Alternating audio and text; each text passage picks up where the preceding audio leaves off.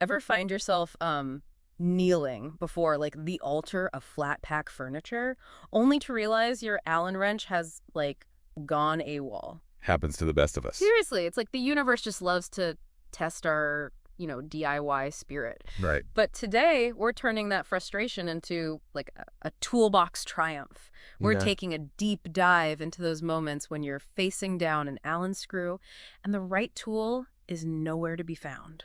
Because let's face it, sometimes a little ingenuity is the best tool you've got. Exactly.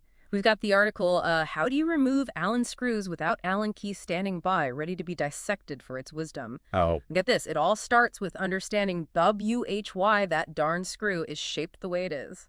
yeah, it's actually kind of fascinating when you think about it. That six-sided design, it's not just for show.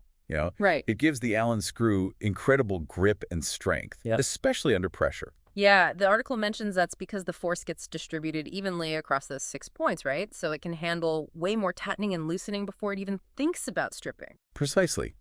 Imagine using a regular slotted screw in, say, a bicycle. Oh, yeah. All that torque and vibration, you'd be stripping screws left and right. But the Allen screws design, Yeah. that's what makes it the MVP for anything that needs to stay put. Which explains why they're everywhere. Bikes, furniture, even some electronics. But, as we all know, knowing WHY doesn't always help when you're stuck trying to remove one. That's where our deep dive into alternatives comes in handy. And what I love about this article is that it doesn't assume you have a, professional grade workshop at your disposal. Right. It's all about using what you've probably got lying around. And they start with a classic, the flathead screwdriver. Ah, the flathead, a tool for all seasons, truly. Yeah. But here's where the article gets really clever. They recommend slipping a rubber glove over the screwdriver tip for extra grip. Wait, seriously? Yeah. That's brilliant. Why haven't I thought of that before? I'm always worried about the screwdriver slipping and scratching things up. It's all about increasing friction. That rubber glove makes a world of difference, especially if the screw is being stubborn. Now, if the flathead lets you down, the article suggests bringing out the big guns locking pliers. Okay, before we go any further, can you quickly explain what makes locking pliers different from regular pliers for those of us who might not know the difference? Ah, excellent question. Imagine this. You've got that stubborn screw in your sights, and you're wrestling with regular pliers, trying to maintain a grip while you twist. Oh, yeah. Exhausting, right? Mm. Locking pliers are the heroes we need, because once they're clamped down, they stay put. So you can focus all your energy on turning, no more death grip on the handles. Precisely. Less hand fatigue, more control. The article mentions you can even use them on just a portion of the screw head if space is tight. Now, that's what I call working smarter, not harder. But what if even those trusty locking pliers fail you? Well, that's where things get a bit more adventurous. If you're dealing with a really stubborn screw, the article suggests creating a slot in the screw head. Okay, that sounds a little intimidating. I wouldn't recommend it unless you've exhausted all other options, and you absolutely need the right tools for the job. The article recommends a Dremel tool if the screw head is recessed, but a hacksaw can work if it's exposed. Just remember, safety first, and always protect your eyes. Noted. Now, I remember the article also mentioned torque wrenches and even some regular wrenches as potential substitutes, but aren't those usually for, like, more heavy-duty jobs? You're right, torque wrenches and keys are all about precision. Right. Think of, say, engine work where you need to tighten bolts to a very specific degree. But that precision can be useful in a pinch, even with Allen screws. So if you happen to have a torque wrench lying around, it's like having a secret weapon. In a way, yes. Yeah. But even more common are ratchet wrenches, open-ended wrenches, and combination wrenches. These can work surprisingly well as Allen wrench stand-ins. Wow, that's a lot of wrenches. Is there a common thread that ties them to this Allen screw situation? It all comes down to finding the right size socket or opening that fits snugly onto the screw head. Okay. Imagine it like a Cinderella story, but for tools. A perfect fit equals success. Right.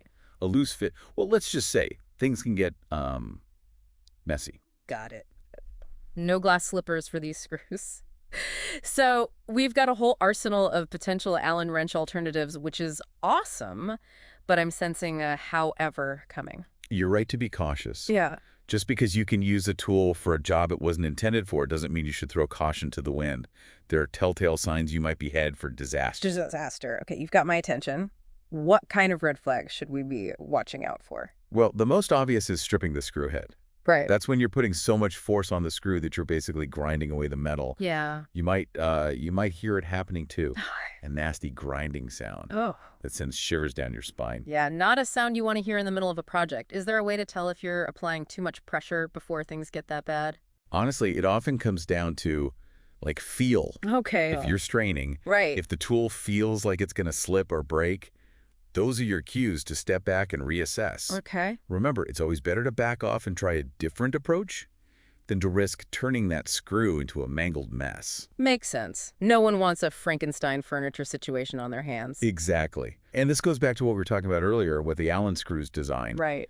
That six-sided shape, while strong, isn't invincible. Right. Using the wrong tool or technique just increases the risk of stripping those delicate points. Yeah. And then you're really in trouble. So it's a delicate dance between ingenuity and knowing when to say when, Right. which actually makes me think of another point the article made. Okay. In an ideal world, we'd all have a full set of perfectly sized Allen wrenches at arm's reach. Absolutely. Yeah. But that's not always realistic, is it? Right. Life throws curveballs, tools go missing. Exactly. Which is why this whole deep dive has been so eye-opening. I mean, we started with how to remove an Allen screw in a pinch. Right. But now we're talking about the tools themselves, Right. the mechanics. It feels like a whole new way of looking at DIY. That's the beauty of understanding the why behind things. Right. It empowers you to make smarter decisions, whether you're disassembling a piece of furniture or building something from scratch. Speaking of building things, this conversation has me thinking about the flip side of all this. Okay.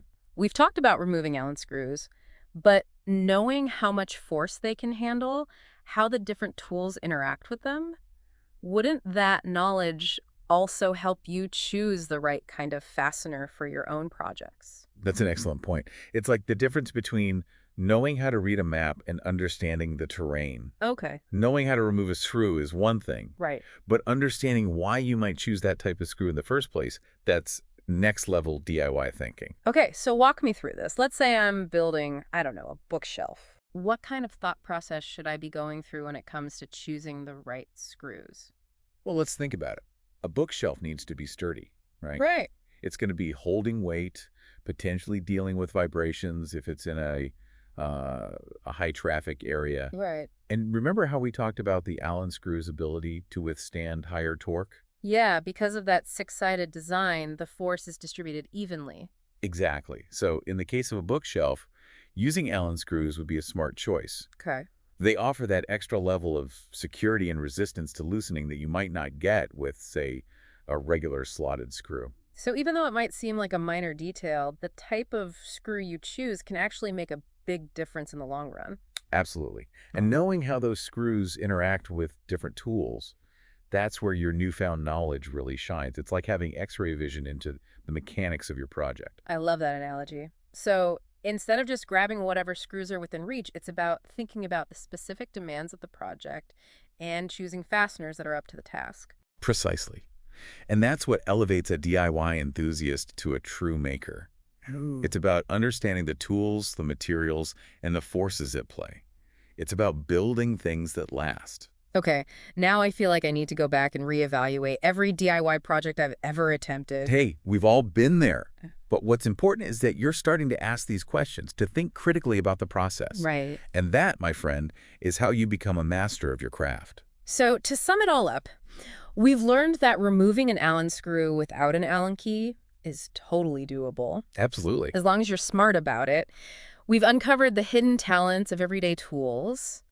And we've even, kind of discovered that knowing how to deal with those Allen screw dilemmas can actually make you a better DIYer in the long run, right? Yeah, it's all like connected, Who knew? Who knew that something as simple as an Allen wrench could spark such a fascinating exploration? That's the magic of a good deep dive, right? You never know where it's going to lead. It's about curiosity and that drive to understand not just the how, but the why. Mm-hmm. And I think that's something our listeners can take with them long after this episode ends. Absolutely. So the next time you find yourself face to face with an Allen screw and a missing wrench, don't panic. Channel your inner MacGyver, remember the tips we've uncovered, and approach the challenge with a healthy dose of ingenuity and, a little bit of caution. And who knows, right? You might just surprise yourself with what you're capable of. Until next time, happy tinkering, everyone.